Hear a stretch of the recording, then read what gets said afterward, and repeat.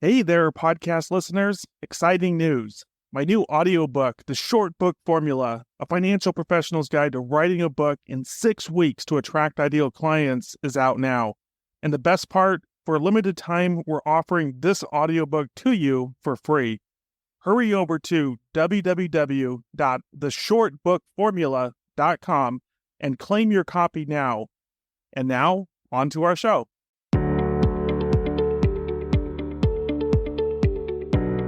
Welcome to another episode of the $1 Million Producer Show. I'm your host, Paul G. McManus. Today, I'm honored to welcome Mike Langford to the show. I was recently a guest on Mike's podcast, the Modern Financial Advisor Podcast, and we had such a great conversation that I wanted to introduce him to my audience here on the $1 Million Producer Show. Today, we'll venture into how financial advisors can harness the capabilities of podcasting and video to elevate their practices. Welcome, Mike. Great to be here, Paul G. By the way, I'm a Mike G, so my G stands for Gordon. I'm not sure about what yours is. So as a kid who grew up in the 80s, there was a character on Sesame Street named Gordon, and that was a teasing point. For some reason, little kids thought that was hilarious that I had a middle name with the same as a Sesame Street character. I don't know if I told you the story or if my audience knows. It's important to me to add the G into my name. Is that a few years back, I Googled myself. I'm sure I'm vain like that, but I Googled myself to see what showed up, and what all the results were: an axe murderer in Murderpedia out of Ireland. And that was one of my first lessons in personal branding, is that was not good. And so I learned that if I add my middle initial, then I'll have the search results that I want, which is typically LinkedIn, my website, Amazon, podcasts, etc. So that is hilarious. There is a famous photographer in, I think it's Australia or New Zealand, one of the two, named Mike Langford. And by the way, there's lots of other ones, out there, I'm sure. There's lots of Michael Langfords. But it's really funny. I will get tagged occasionally, like on Instagram. Oh, I learned so much about photography from Mike Langford and so and so. I'm not that guy. Okay, very good. Let's figure out who the Mike Langford we have on today's podcast is. Again, we had a chance to get to know each other a bit just in the past number of months. I was guest on your podcast, and it was a very enjoyable experience. And I'm really excited that we're talking about podcasts. This whole year, I've done essentially a guest podcasting tour, I'll call it. Yeah. And it's been interesting because I've seen a variety of ways how hosts interact with their guests. And this is an honest feedback. You were definitely on probably the most positive experience I had out of all the people's podcasts I've been on. And I've been on, in a lot of them are mid-range where they do a decent job. There was a couple that I thought were not so great, but you stood out as exceptional. And so I'm really excited to get your insights today for our audience about podcasting and really how to excel at podcasting. But before we go there, I just want to find out a little bit more about you. Who is Mike Langford, and how did you go from where you started to where you are today working with financial advisors? That's a fantastic question. It's always good for people that know the person a little bit better. I jokingly say that's the IMDb question, the Internet Movie Database. Have you ever, who is this actor? Who is this person? Where have I seen him or her before? And so it's an IMDb question. Like, who's Mike Langford? How did he get here? Right. My whole career has primarily been in the financial services industry. I started in 1994 answering phones for mutual fund companies, right? So you'd call up. I was working the 4 to midnight shift while I was a senior in college, studying after 8 o'clock. Usually the phone volume died off. But anyways, so my whole career was in financial services. I went to grad school for my MBA. That was during the dot-com boom, right? Dot-com bubble burst just as I was graduating. So I was really ticked off. And I promised myself that I would never miss another big thing, if you want to call it that, right? Like another massive transformative wave. And give it a few years, I'm working at Fidelity Investments. And I decided to leave Fidelity and start my own investment firm. And this is 2006. I have no real marketing budget. So I do the thing that most financial advisors, and I think most insurance agents, anybody who's a financial professional does. You start going to the Chamber of Commerce meetings, right? You just start going anything you can do to meet people and interact. I had known about email newsletters. This is, again, it doesn't sound like it's a million years ago, but in digital terms, it is a million years ago, right? Like you'd be surprised at how few people were still really actively on the web or using mobile in 2006. Yeah. I started using Constant Contact, sending out a newsletter. But then I heard about this thing called podcasting. Right? It was brand new because the Apple iPod was still a relatively new thing, right? And that's where the term was coined. And that's neat. I wonder if I started doing something like that for my business, if I started using, people could hear my voice. So in addition to just seeing a newsletter in their inbox, they could click on something and listen to me talk about whatever. Yeah. And I knew that if they heard my voice and they maybe had met me at one point in time, they'd get more comfortable with me. Yep. And I'm like, oh, this is great. So I'll try this thing out. So it's really started a journey. I went to this thing called PodCamp. There was a conference, a mini conference in Boston, because I Googled podcasting seminars or something like that. And I don't know if they're still in existence, but there were pod camps all around America, and the globe started popping up after this. The first one was in Boston. I went to the second one ever. This is 2007. So I went to it because I wanted to learn more about it. And I learned a lot more about digital. That's also the day I joined Twitter, was that day, because I didn't even know about Twitter. And then they said, join Twitter, you can follow this stuff. Anyway, relatively quickly after that transformed my career. I still had my investment business, but I realized that this social media thing, this podcasting thing, all this digital stuff was about to really, as the kids say today, pop off. It was about to go nuts, right? I started using Twitter pretty aggressively and other social media tools. And I'm like one of the earliest users on LinkedIn. I joined LinkedIn, like I'm user 176,000 or something like that. I started this thing called TweetWorks, which brought the first fully threaded conversation. Prior to that, Twitter was really new. You'd post a tweet, and the tweet was like a unique web page. If somebody replied to it, you'd have to click in reply to see the reply, and it would open up a new web page, right? And then you click in reply to. So it was very arduous. There was no threaded conversations. I'm like, there's got to be a way to do this. So I hired some developers. We built it. Anyway, ran that for a couple of years, then ran out of money. What's a weird thing that startups do, right? So this is the end of 2010, 2011. And I decide that we shut the company down. But I also I've been to Austin for a few South by Southwest experiences, realized Austin's a young, growing town, pretty cool. My wife and I were sick of winter. So we decided to move to Austin. And I joined this company as the head of strategy it's called Socialware. They were making the first platform to allow financial advisors to use social media and do so compliantly, to have their tweets and posts archived, to have things pre-approved and supervised by their compliance departments. This was a big deal. I basically started flying all around the country, speaking at every major financial advisor conference you can imagine, talking to every board of directors at the Morgan Stanleys and the Cambridges and the you name it's of the world about why you should be using social media, why you should allow advisors to do it, blah, blah, blah. So I got every question you could ever imagine a financial advisor might ask for why they should be doing. That company didn't work out. So like a lot of startups, another startup, right? So other companies started cleaning their clock. But when I left Socialware, a lot of the same companies came calling and asking me, Mike, can you help us with our digital strategy? Can you help us with our social media stuff and so forth? So we've continued to do that as a consultant. Then a few years in, one of the clients, I suggested, why don't we do a podcast for you? Podcasts are really growing. And we started doing that podcast, and it got really, and that's the Modern Financial Advisor podcast, by the way, started getting a lot of good traction. Then I would have CEOs from other companies would come on as guests, and they'd be like, this is awesome. Can you do a podcast for us? And the next thing you know, we transformed the business into, let's just produce shows. We'll produce podcasts for people in the fintech and the wealth management space primarily. And so that's where Finserv Marketing was born. So long-winded story, but... And just jump in for a second. When you say produce a podcast, that's you doing the tech and the know-how, and it's their podcast. That's right. The host, correct? That's correct. Yeah. So the way I always tell people is, imagine if you had a podcast where you were the only sponsor, right? Yeah. Now, it could be somebody like me being the host of the show or the co-host of the show, or it could be somebody at your team being the host or the co-host of the show. But we produce it. It's white labeled. It's your show, right? Yep. It looks and sounds like your show. It's got your branding on it and all that type of stuff. But you're not hearing, if you've ever listened to podcasts, 5 different sponsors in there, right? It's your company, your sponsor. And we help you book your guests. We help you plan out the content of the episodes, do the recording, get it edited, and get that stuff published. And we measure it along the way as well. Yeah, very cool. And I know I interrupted you, so you were... No, go right ahead. No, that's the way I was wrapping up the origin story. And I'm sorry if that's long-winded, but I think it often helps. Number one, it helps as somebody who's listening to us today understand my journey of, hey, I know you. I've walked in your shoes. I still actually maintain my RIA, my Series 65 license. So I know this space. And we're going to talk a little bit about that. Think about knowing your audience right? I think that's super important for a podcast or for any type of creative endeavors, like knowing who's consuming the content that you're producing and adapting it as such, speaking their language, if you will.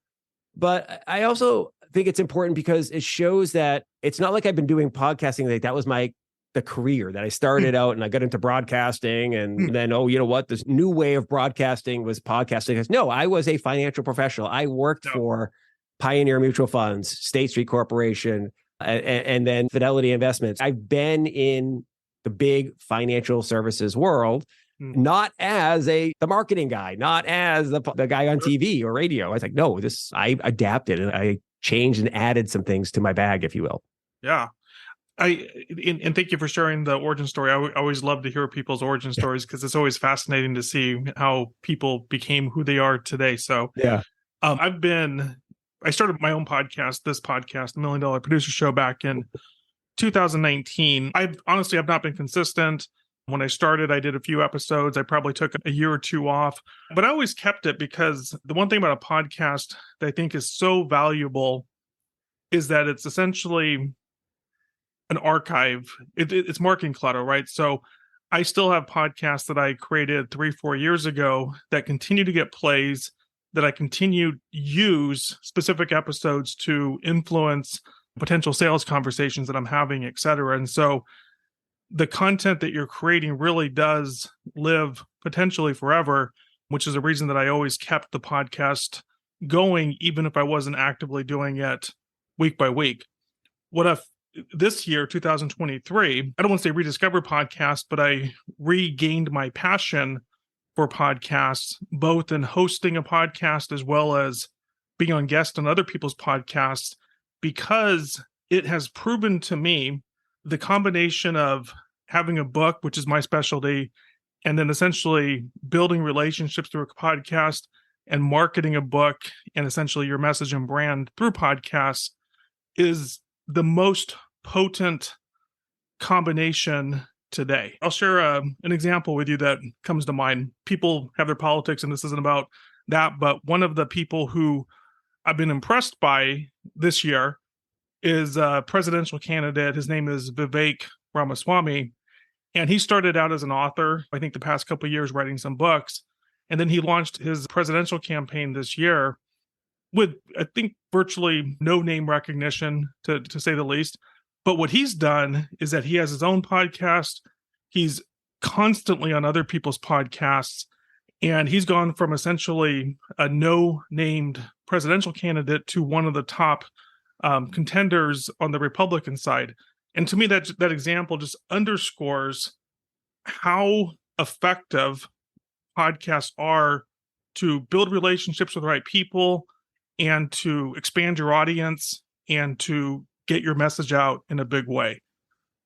Tell us, from your point of view, why you obviously do podcasts much more than I do, and this is one of your specialties.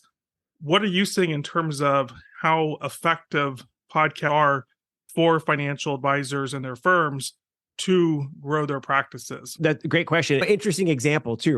Just to put something out there into the ether before we dive into the specifics for financial advisors is there was a time in which you had no other choice but to rent somebody else's audience, to get access to somebody else's audience. So you needed to get in the newspaper. You needed to get on TV or on the radio because those were the channels and they were controlled by somebody else. And by the way, there's still value in that. So it's not saying that you shouldn't do those things, that you shouldn't speak at somebody else's conference, right? Or be interviewed for a magazine or a newspaper or whatever channel that is. But it really is worth highlighting that we are now in the early the 20th year, if you want to call it that, of the ability to grow and own your own audience, to create an audience and to create your own content and share it with those people. So the example you mentioned of a political candidate coming out of nowhere, even though he was a very wealthy businessman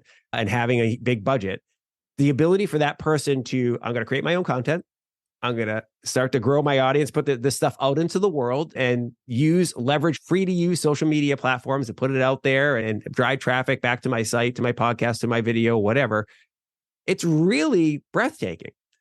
And you don't have to have ambitions to hold public office, to be the president of the United States, to take advantage of those things, right? You just don't.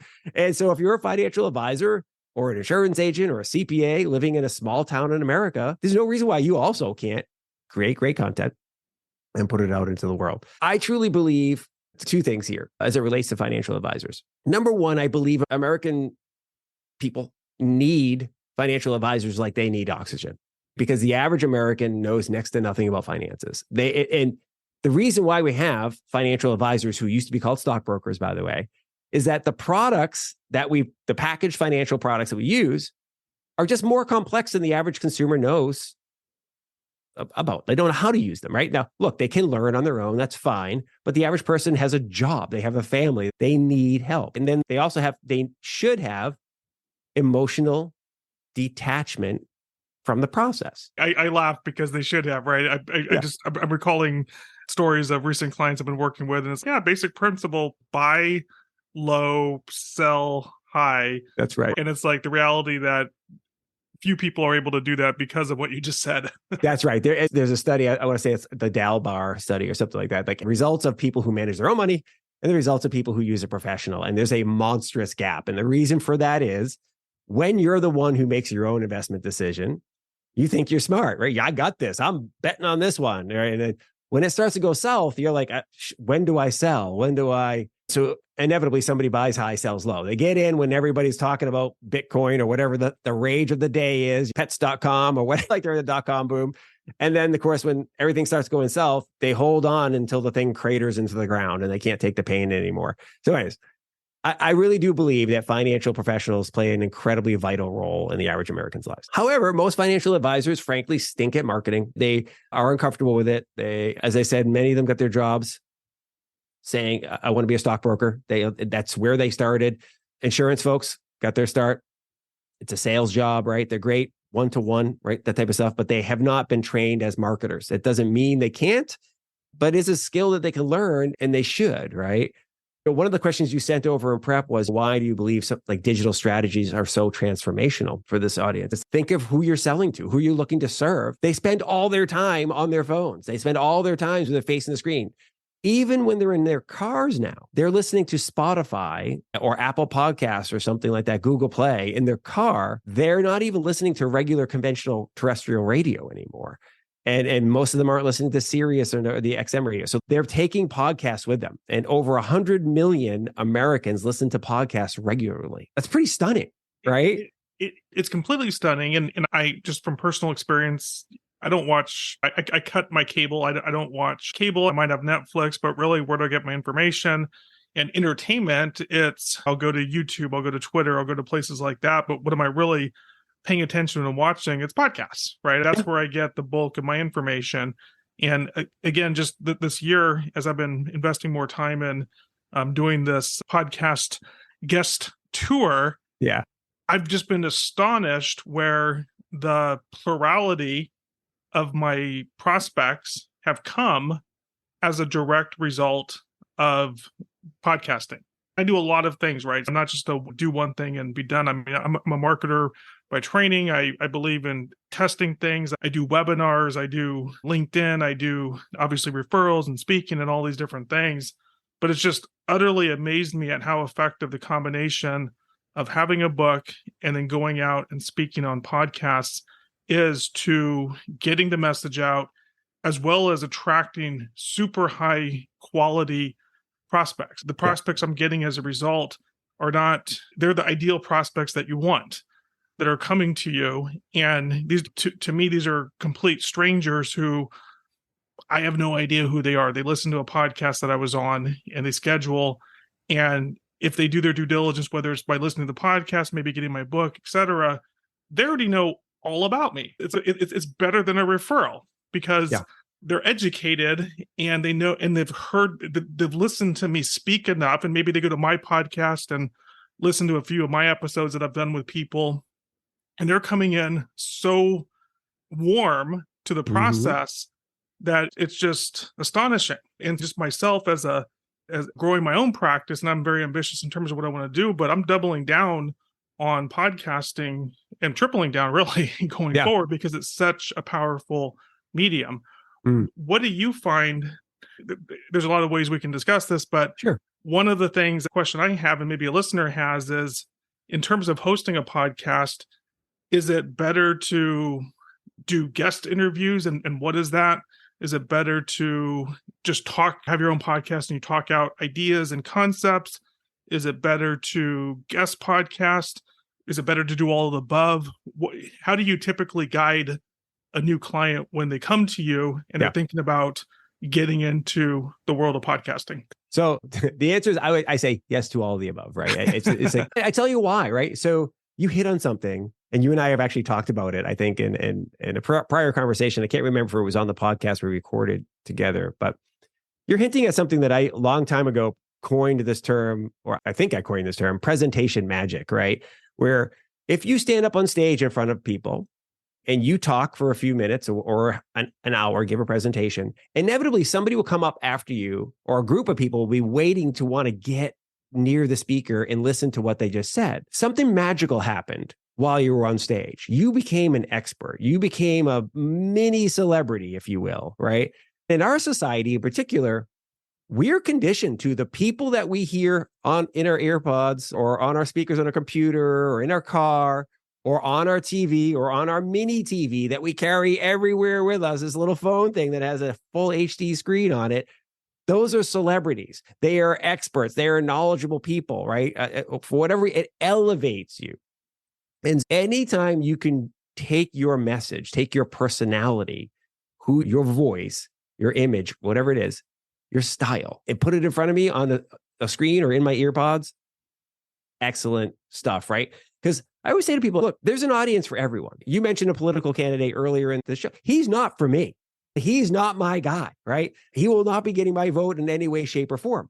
There are people who love him. There are people who think that guy's amazing, right? That's the way the world is. I always joke, like, you could swear like a trucker and just be an absolute jerk. There's an audience for you, right?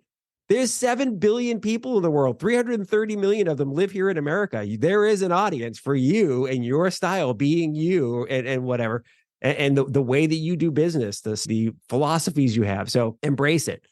So as for how do you start, like, or where should you be putting your priorities?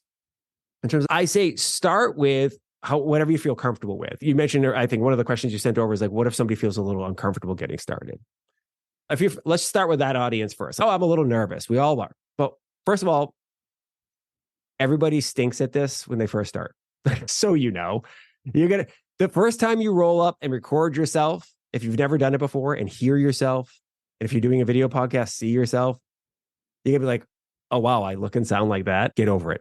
I'm going to jump in for a second, but I've taken some improv classes over the years. And one of the pieces of advice that really resonated from the instructor was that if you're going to fail big, it's really a mindset, right? It's, instead of being timid and being scared, it's, hey, I'm just going to go out there and fail big. But of course, what's really happening is you're freeing yourself to do your best, and you're making progress, and you're getting better. That's right. In the process. Just get started. That's right. So here, one of the little recommendations I have, you actually tipped on it with your previous shows. You mentioned you've had podcasts, you recorded episodes that are out there in the world. They become evergreen, right? Occasionally you record something that's current event related, but for the most part, they're probably pretty evergreen, right? So just start recording a series of short clips. And those short clips can be, this could be your practice, right? It can be introduction. Hi, my name is Mike. I own a company called Finserv Marketing. We produce podcasts. These video clips can be on your website, right? You can use them on LinkedIn or whatever else, right? If there's a compliance issue, just send it to the compliance team, get their approval, obviously, for the script. But then you can do things like tips and explanations. Hey, saving for your kids' college education? Here's some little good ways to do it. You can talk about 529 plans. You can talk about other different strategies for saving for college, right? You can talk about explaining the differences of a Roth IRA versus a traditional contributory IRA. This is stuff that your clients, your prospects, your referral partners might want to know about, right? And you can take those videos or those audio clips, if you will, and put them on your website, and people can click and listen to it and go, oh, all right, Mike knows what he's talking about here. Well, great. This is interesting. I didn't know that. Because again, going back to like my initial motivation for doing podcasts was I wanted people to be more comfortable with me, right? I think I told you this before. We've all heard that phrase, people do business with those they know and trust. Everybody's heard that. If you've ever been to any type of sales webinar or seminar or whatever, they all say that. That misses two big things though, right? It misses familiarity. We do business with those that we know and trust, but if I haven't seen you or heard from you in 10 years, chances are you're not the first person I call when I have the need for your service. And if you're a financial advisor or you're an insurance agent, one of the things you know is that not everyone you meet right now is in the market for your services right now. I might already have a financial advisor, or all my money's tied up in my 401k and I own a small business or whatever. I don't have investable assets for you, financial advisor, to manage. But eventually I will, right? Maybe I'll change jobs. Maybe I'll sell my business, whatever. I'll have some form of liquidity event. I need to hear from you regularly. You need to, there's a reason why you see the same commercials over and over again on TV and the radio. You're staying at the top of somebody's consideration set. I want BMW, Mercedes, Audi, whatever. If you're a luxury car guy, I hear from them regularly. Why? Because they want me the next time I go to buy a car, whenever that is, right? So familiarity is really important, and podcasting is awesome for that. The other one is competence. And I touched on this before, right? I can know you like you, trust you. I can see you all the time. But if I don't know you're good at what you do, you still might not get my business. Recording podcasts or videos and putting it out into the world like you do, you're interviewing me. Your business isn't podcast for financial advisors, right? But you're demonstrating by your command of the subject matter, your command of marketing, your understanding of how people think, right? And then bringing on quality guests, you're demonstrating a competency in what you do, right? And for financial advisors, that's the same is true for your prospects and your referral partners. And if I see you in my stream, I hear you occasionally, I'm like, oh, that's the person I'm going to think of doing business with or sending business to. So awesome tools for that. Let me jump in for a second there. So I totally agree with everything you're saying. And for example, you mentioned early on email marketing, and I believe that email marketing is still the number one most effective way to communicate with people, but it's also the content that goes in there. So what are you communicating? Simply emailing and throwing out some generic email that someone else made that every other advisor is sending out tends to not move the needle very much. Either people don't open it or they just don't really, it doesn't make an impact, right? Yep. And so to your point, even if you're doing about a topic, whatever the topic is, 401ks, Roth conversions, et cetera, a short podcast where you're just talking about the idea, maybe telling a story, lives in different mediums, right? So it's out there on your website, as you talked about, but it also becomes a fantastic tool to nurture your email list, to nurture your LinkedIn connections. I find also it's a great way, especially if you get conversations that you're having with clients all the time and you want to educate your clients, maybe have that lead to a more in-depth conversation. It's a great way to seed the conversation, right? So I might do a podcast about some topic and I might send it to my clients and say, hey, you should listen to this, and then schedule a call with me so we can deep dive into your situation. And so it's a tremendous time saver because now you're not having to always start from scratch and tell people why they should be interested in something. You can do this much more on a one-to-many level and then have the people that are most interested and receptive come to you and take next steps. Fantastic. I love what you said about competence. It's so true. Yeah. Is that marketing can be like pixie dust sometimes, where we can make people, myself included, seem sometimes better than we really are, but you're not going to, it's hard to fake competence. That's right. And when you're speaking about topics, people form that impression and they can see pretty quickly, okay, this is someone who knows what they're talking about. So it goes beyond the know and trust. It gets into competence. This is one of the fastest ways to demonstrate that. I find it's interesting nowadays. If I'm going to talk to someone or make an introduction to someone, basically a referral, the first thing I look to find is I want to introduce them through their book or their podcast or a combination, because I know that there's nothing stronger than giving the person I'm introducing, the recipient of that, a chance to check them out in advance, basically screen them, and then form their own opinion. And then based on the introduction or referral, now they're that much more likely to want to take action. And so it's such a accelerant to the whole referral process. There's one more thing that I'd love to get your thoughts on. This falls into the having your podcast and interviewing people as guests. I call this authority by association. Yeah. So why a lot of people want to talk and say their message. And so what's the value of sitting back and playing the role of a host, but inviting guests onto your podcast to do most of the talking? What value from a marketing perspective does that have? And I just said my 2 cents is authority by association. Yeah. I'd love to have you expand upon that from your point of view. I think that's a great way of articulating it, the authority by association, right? Because it does happen, right? Like as an example, I host an event here at South by Southwest, right? Every year. And I'm the host, right? But I create this kind of, I always call it like a gravity for myself. Everybody comes to my event, right? I'm not doing all the work on stage. I come up and introduce, say, hey, the next team that's presenting their startup is XYZ team. Super excited to have them here. Turn it over to them. Welcome to the event, blah, blah, blah. We got a sponsor. But suddenly I'm a rock star as it relates to this topic, right? And so your point is very apt. You were like curating some really good content for your audience, right? So in your case, it's writing books, for helping people write short books for their business as a marketing tool. But you're bringing on other people like me. Hey, by the way, in addition to a book, you may consider podcasts as well, right? Well, let's talk about the value of podcasts.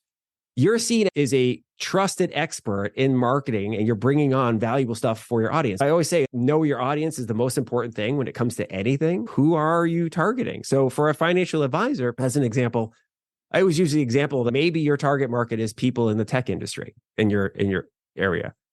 I would go native. I would be going to local tech events, hanging out. I would be the financial advisor at whatever, the Ruby on Rails programming event, the web dev event, whatever that is. That's interesting to me. I would be having executives from the local tech industry pop onto my podcast. Hey, I want to talk to you about this type of stuff. How'd you get your start? Whatever the topic is. And then occasionally I might intersperse like, oh, just so you know, you're on the XYZ financial podcast today. And today we're speaking to blah, blah, blah executive. To your point, now I'm getting competency or authority by association here. They agreed that executive from that company is on Mike's show. Well, Mike must be somebody.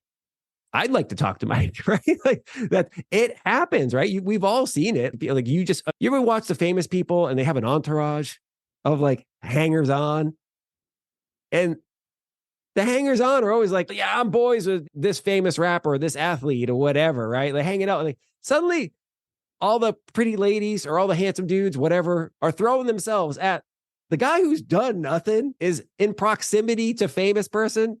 Do you know what I'm talking about? It works. It's human psychology. It totally does. And it's just by extension, when you have a list of podcasts and that people are checking you out and doing their due diligence online, as we all do, and suddenly I see that, oh, this person that we know in common, or multiple people that we know in common, it accelerates trust like nothing else. And then they can eavesdrop on the conversation and, oh, okay, confidence, no trust, so-and-so trusts you, then I should trust you. And it does all this really on a one-to-many level. That's really hard to beat. I want to ask about another aspect of this. I love the one-to-many approach in marketing and building my practice. And I always talk to financial advisors about this, is that would you rather steer your marketing towards bringing on one new client, or would you rather steer your marketing to the potential of bringing on 10 new clients at a time? Right. What I mean by that is that centers of influence are very key way to create much more of a snowball. So as an example, if I'm an advisor and I have a CPA relationship and the CPA is referring over 5, 10, 15 people a year, that relationship is much more valuable to me from a business standpoint than engaging in marketing that might bring on one new person, right? And at the end of the day, the time and energy and effort's the same, but one has the potential to massively impact your business. One is a slower process. And so in my case, and what I do for myself and what I teach people to do, or coach people to do, or advise people to do, is that if you want to build COI relationships, one of the best ways to do so is to have your own podcast where you're interviewing people and make sure you construe it in such a way that it's relevant to your business goals, but also relevant to the people that you're bringing on. But anyone I want to get to know, instead of reaching out to them cold, and trying to approach them that way, the first thing I would do is invite them to be a guest on my podcast. Yeah. One, they're that much more likely to say yes because this is media, right? You're giving them an opportunity to elevate themselves and talk about their story and get their message out, which is more attractive to them. But there's also this amazing thing that happens in the process of interviewing someone and doing a good job as you do, is that you go from complete stranger to new BFF, right? Right. You know, you go from, I didn't know Right. you a week ago to like, hey, I like you and how can we collaborate and do all these different things? You can get there so much more quickly than you probably can in any other traditional relationship. I might be a member of the local service club, the Rotary, the Chamber of Commerce, and mostly these are all strangers to me or people that I have a surface level relationship with. But if you're a good host and you invite the people that you want to get to know to your podcast, in my estimation, it's the fastest way to build meaningful relationships. Yeah. I'd love to get your take on that. No, I agree. I said it about social media, and I think the same is true here. It's an incredible accelerator of relationships, right? When I invite you to come on a show with me and we're about to talk in depth about either about you specifically or about an area of which you have great expertise and interest. It's funny. This is a fun one. I'll share a personal story. My son, I was just visiting my son at LSU. He's a freshman there, and it was family weekend. And we talked about how some guys have a hard time talking to ladies, and he does not. So he's good with it. We talked about this trick, and he's already using a trick. And I don't know if I ever told him about it, but it's the fastest way to get somebody interested in you is to show that you're interested in them, right? Because everybody's favorite topic is them, is their stuff. If you go up to a girl on campus and you say, "Hey, my name's Jackson," that's my son's name, and how are you enjoying LSU? I'm a freshman, whatever. Where are you from? That's his thing. He's like, "Where are you from?" Because he's really interested in travel. And so he'll ask where you're from. And he inevitably knows a lot about that place because he's researched that place. And be like, "Oh, no, Philadelphia. Are cheesesteaks really a big deal there? Or is it just one of those whatever silly things? Have you been to the Rocky Stairs? Is it worth going?" So he'll just do that type of stuff. And I think the same is true here in business. It is building relationships is really important, but you can accelerate a relationship by, to your point, having you on the show, talking to you about your book, talking to you about your business. How do you work with a client? Why does a financial advisor, what's the benefit of a financial advisor having a short book? And you shared all your strategies on that episode, which people should go check that out, by the way. It's really cool. But I 100% agree. It opens up so many doors. And of course, that person's walking off going, "Paul's the man." Even if I don't have business for him right now, I'm going to remember him fondly. And oh, by the way, I'm going to share with my audience, my network of people. I was just on the $1 Million Producer podcast. Of course, I'm pimping that out to my group of people, right? They got to hear me on there because it's awesome. So that leads me to my next question. This gets into me why I think ultimately it's important if I was to advise, if an advisor were to say, "Paul, today, what should I be doing when it comes to my marketing?" There's a variety of things that you can do. There's a variety of things I recommend. It's not to only do these, but the top 3, I would tell them based off of experience for myself, as well as working with many advisors, is threefold. One is to have a book because that establishes your authority and your about a topic. The other 2 is one, to have your own podcast so that you can build COI relationships, as we've talked about. Then 3 is to basically go on a podcast guest tour and promote your book and expand your audience and your visibility to relevant audiences. And so to be clear, it's not just about being on podcasts, it's about being on the right podcasts that serve your audience. Invariably, what I find is that one of the benefits of having both your own podcast as well as guest podcasting is that if you think about it strategically and you think about this, it's not a numbers game, it's a quality game, right? If I go on someone's podcast and I have a good experience and we serve the same audience, naturally and strategically, I'm going to want to reciprocate and invite that person on my podcast because it's reciprocation, but it's also deepening the relationship with potential centers of influence, strategic partners, whatever you want to call them. That would be my suggestion to an advisor. From your perspective and what you're seeing, the question is, how would you prioritize having your own podcast versus being a guest of podcast versus doing both? I believe your firm helps with both. So if you can maybe talk about what your advice would be, as well as potentially how your firm can help people accelerate that process? I'm a firm believer that everyone should have their own show. Because people only have so many hours in the day. But look, as a financial advisor, if we're talking about an individual advisor, or even as a firm, most firms, even large RIAs that have $1 billion or more of assets under management, they only have a few hundred actual clients. Now, they may have thousands of accounts they manage for those few hundred clients. They're not trying to necessarily reach millions of people. Having a show, having some form of regularly scheduled programming for your audience, you can have anchor pieces like the book. Or this is a strategy and we've articulated it in these videos or these modules, however, this webinar series we do or whatever. But I love the notion of having some anchor concepts like you shared. What I like about the anchor concept is if it's done well, you are articulating the problem you solve and for who. This is who our client is, and this is the problem they likely have. We are the people who solve that. We speak your language. We talk the same way. Like I understand what all the nerdy tech talk is if I serve tech professionals, right? If I'm dealing with people who are in marketing, right? Oh, all my marketing agency owners and executives, those are my people. So I understand marketing talk or whatever, right? I dress like them. I don't show up in suit and tie because why? They're all wearing the hip clothes and the right jeans and whatever. That's how I roll, right? That type of stuff. So if I had to rank it in terms of like prioritizing your own or being a guest. So you should do both, but I'd right? Get started owning an audience because it's just so important. There is no friction between you and the people listening or watching. They're your people now, right? You're becoming one of them. The other reason why I think that's important is you're going to get better. This is like a tangential, like this effect that happens. The more you spend time recording yourself, or having conversations about your core topics with people, the better you get at your pitch. You and I were talking about sometimes we get nervous when we get up on stage, like everybody does, right?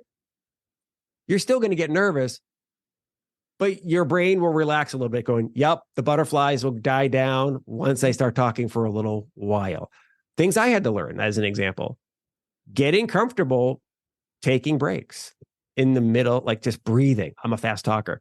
Learning to look at the camera. Like, where are my eyes supposed to go when I'm on video? Am I looking over here, looking over here? Getting comfortable. The fact that you are on camera, remembering to smile, right? Like as I mentioned, my first job was answering phones for mutual fund companies. They used to tell us, smile before you say hello. So I didn't. Hi there, it's Mike Langford talking or whatever. You do that, it helps. But so these are skills you can learn that are not just exclusive to podcasts or videos. You will take them elsewhere. Now, I do agree you should be on other people's podcasts 100% because that'll teach you some other things too, right? It's different being asked questions versus the one asking the questions. Yeah. It just is, right? Yeah. And the more you do it, the better you get at it. The one thing that I will tell everybody, because I hear this objection frequently, how many people how big of an audience should we expect? I don't know, like how small of an audience is too small? I know that sounds like a weird cop-out answer, but I always use this example. Listen, I live in one of those master plan communities, those golf course communities. And at the mouth of our complex, down by the fountains or whatever, when you exit, there's an office park as you leave the complex. It's got 7 buildings in it, with each of them's got 4 or 5 floors each. So there's hundreds and hundreds of people, maybe thousands of people work in this office complex. There's a hotel there. And if I told you, like, listen, Paul, later on today, I've rented out the conference room at the hotel at the mouth of the complex, and there's going to be 80 people there at that conference room. Would you mind? And by the way, they're all in your target market. Like, they're all financial advisors and insurance folks. Would you mind coming down and jumping on stage for a half an hour to just talk about your stuff? You'd be like burning rubber to get out of your driveway to get down there, right? The same is true think about if you're recording a podcast and it's about financial stuff or it's about whatever, like just targeting tech people in your local community. And you look at 80 people, listen, like those weren't 80 random people. They were 80 people in your target market, in your wheelhouse. These are the influencers. As you said, you want to have these people listening to your stuff. That is amazing, right? They took time out of their day to click the play button. And you're with them in their head, in their AirPods, in their car, you're having a one-on-one conversation with this person. It's awesome. Yeah, It's breathtaking. 100%. Couple questions before we wrap up today. Yeah. And one of the questions I often get when I talk to people about the value of a podcast is people are concerned about the time commitment. And one thing I would suggest is that for most people, you don't want to go this alone. If you have a lot of tech savvy, you can consider it. But for most people, you want to work with a firm such as Mike's to go about doing this. And so at a very practical level, when someone's working with your firm, what kind of expectations do you set when it comes to their time, right? So how much time a week, how many episodes, how much time per week, how long, just things of that nature. So someone can really practice, say, okay, I can budget that and set that expectation. Yeah. So the time commitment. So if you're working with a firm, an outside firm that's going to help you with your production and post-production, editing and distribution type stuff, I can talk about what those things are. It really comes down to the time commitment comes down to how much control do you want to have over content itself, the planning of the content. And what do I mean by that?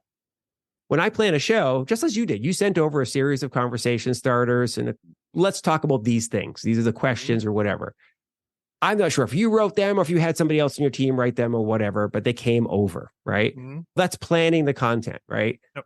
There's booking the guests. So how much control does that person want to take in that process? Because that's actually somewhat time consuming, right? You have to think about what are we going to talk about and who are we going to talk about it with? And then what are the details of that conversation, at least high level? So a lot of our clients cede all of that to our team, right? They might suggest, Mike, we want to have a show and we want to talk about this topic and we want to have this guest on. Or it could just be one of those, this topic or this, right? Whatever. Great. We'll have a prep call, right? So I always suggest there's a prep call with every guest. That only has to be like 20, 30 minutes. Let me just jump in there. So that was the experience that I had with Mike. And I mentioned this at the beginning of the show. I've done a number when I was on his podcast, and I've done a number of guest podcasts this year. And most of them were mid-level in terms of the experience.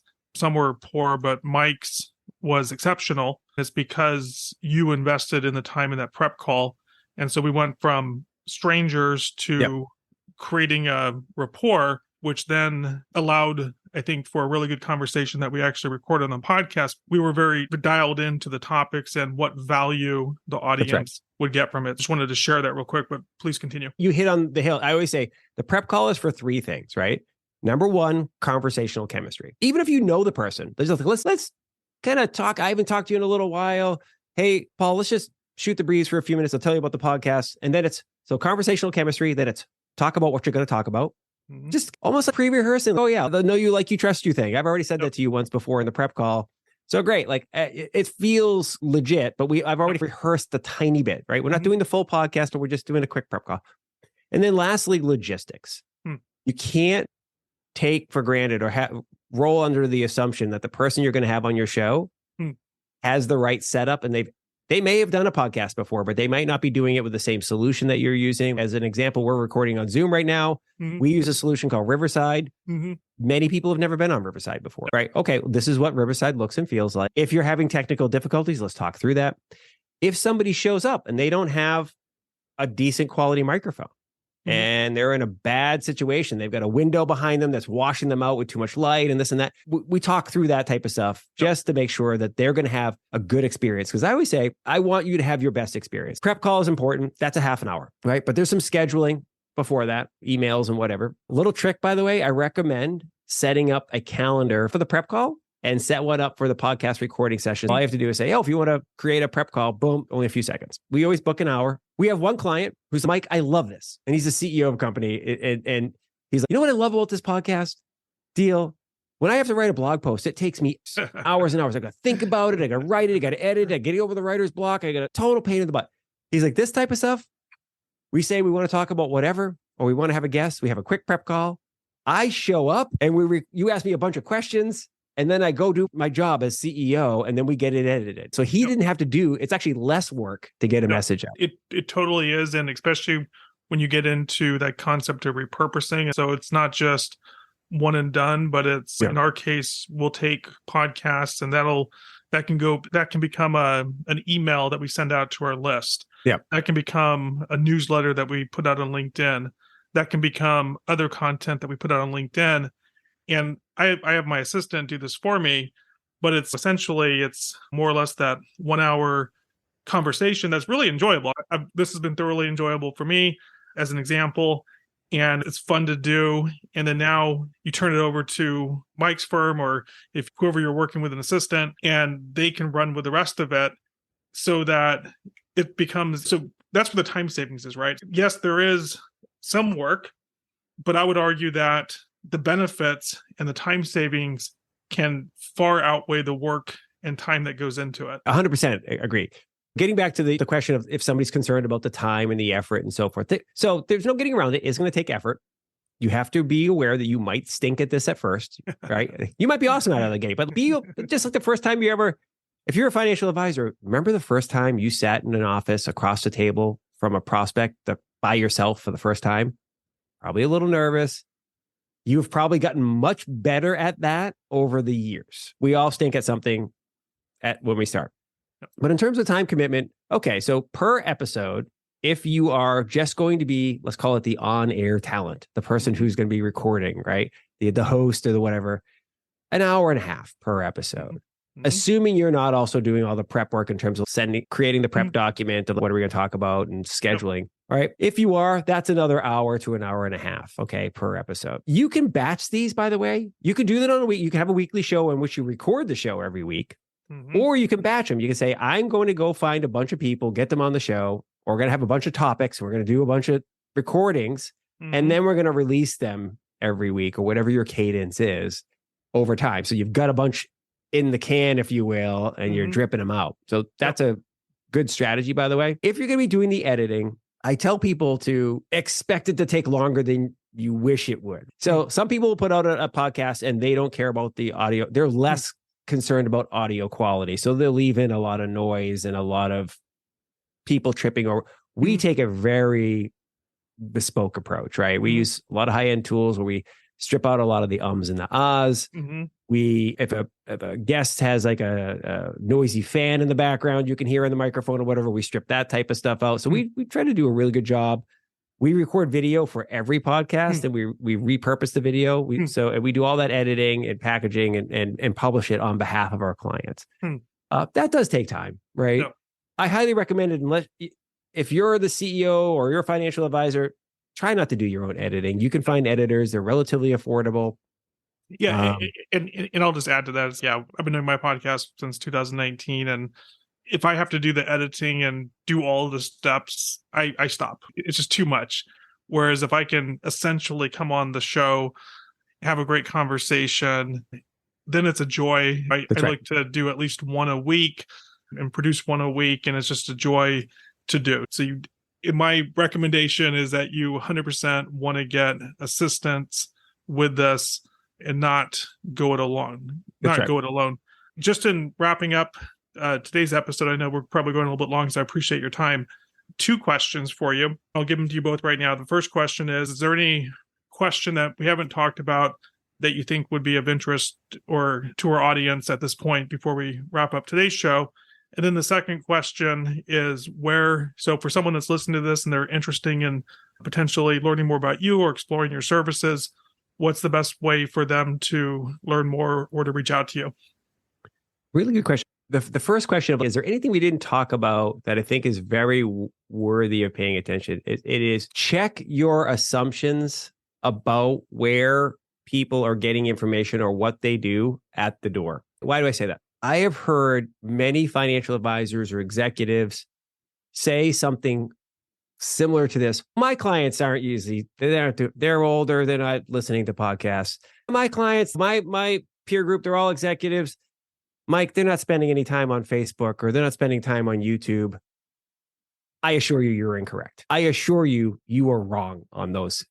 That just because you don't spend a lot of time on Facebook, Instagram, YouTube, listening to podcasts, just because you don't, doesn't mean your clients, your target market, prospects, and referral partners aren't. People spend, in fact, YouTube is the second largest search engine, also owned by Google, but like Just almost as many people go to YouTube to search for things like how to, Yep. why does, right? So people are going to these places to search for information, and people love video.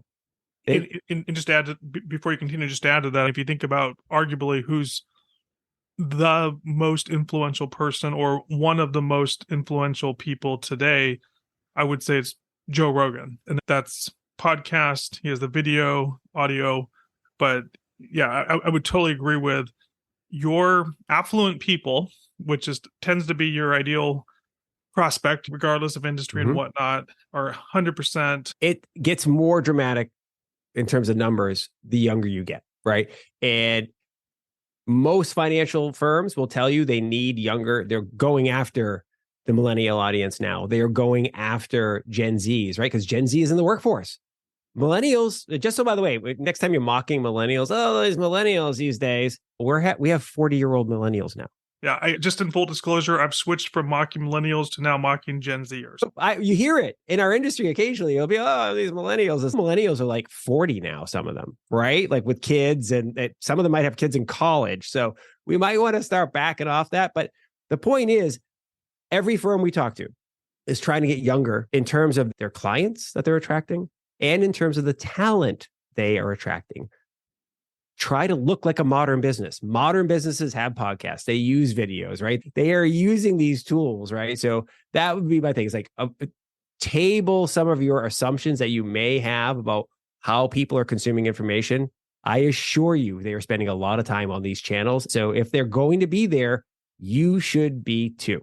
So that's my why you should be doing this. Okay, so how do they find me? I'm basically everywhere. I am at Mike Langford everywhere. I spend a lot of time on YouTube, as you might imagine. I spend a lot of time on LinkedIn. I am a podcast host, guest, producer on a lot of different places. So if you go in your favorite podcast player and you type my name in, you will find me on a lot of different shows. I'm easy to find.